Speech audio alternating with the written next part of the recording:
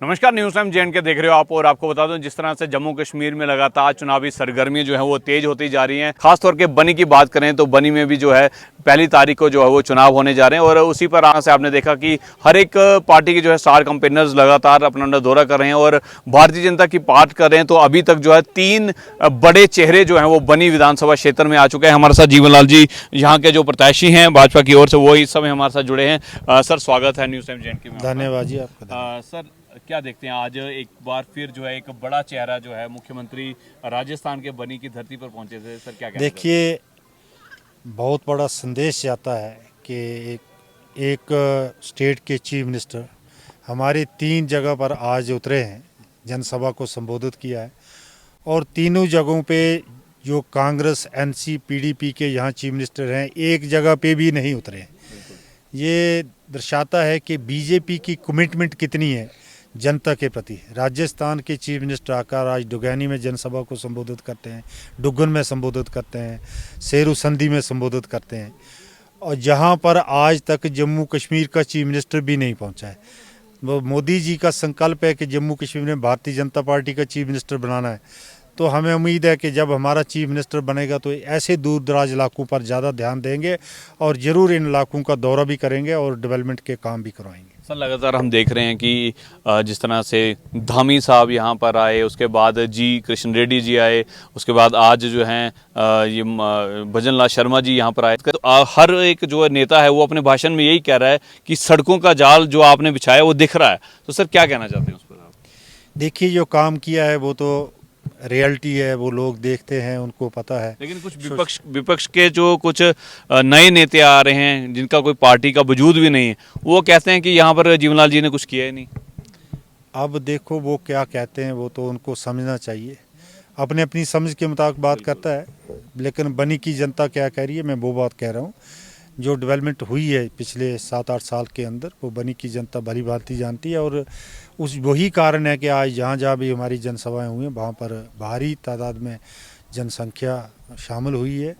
और यही दर्शाता है कि यहाँ पर डेवलपमेंट हुई है और जो मोदी सरकार की नीतियाँ हैं वो उनका लाभ हुआ है समाज के हर तबके को। इसलिए लोगों का लगातार भारतीय जनता पार्टी के प्रति समर्थन जो है वो बढ़ता रहा।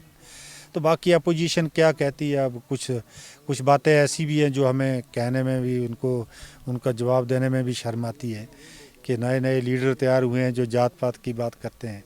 मुझे ये कहिए कि इससे घटिया हरकत क्या हो सकती है कि अगर हम अपने समाज को तकसीम करें, इतनी क्या खुदगर्जी है। मुझे कहिए कौन है, किस इसको आप लीडर कहेंगे जो कहेगा कि मुझे और जाति की ज़रूरत नहीं है, एक जाति की है, या एक दूसरे जातियों में नफ़रत फैलाएंगे, जहर घोलेंगे, उनको लड़ाएंगे, उसको लीडर नहीं। वो तो शरारती नासर का काम है। बिल्कुल।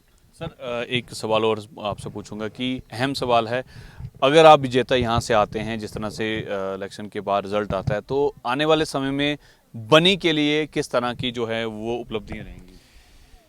बनी के लिए देखिए, एक तो पहले युवाओं के लिए आर्मी रिक्रूटमेंट बहुत ज़रूरी है। हमने एमपी साहब से भी आज बात की है, उन्होंने भी कहा है कि ये बहुत ज़रूरी है। और हमारे माननीय होम मिनिस्टर अमित शाह जी भी बनी भारी जनसभा को संबोधित करेंगे 26 अपने सितंबर को। तो वहाँ पर भी हम ये बात रखेंगे, यहाँ के युवाओं को रोज़गार मिले। दूसरा ये है कि जो हमारे प्रोजेक्ट डेवलपमेंट के कुछ रह गए हैं, कुछ एरियाज़ रोड कनेक्टिविटी से वंचित है अभी भी। हालांकि हर एक पंचायत रोड के साथ जुड़ी है, लेकिन फिर भी बहुत सारी हैबिटेशंस हैं जो जुड़ने को रह गई हैं, वो उनको जोड़ने का प्रयास करेंगे। और ये हमारा बनी से लेकर भंडार तक का रोड है, इसको आगे हिमाचल वाले रोड के साथ हम जोड़ेंगे, चंबा के साथ।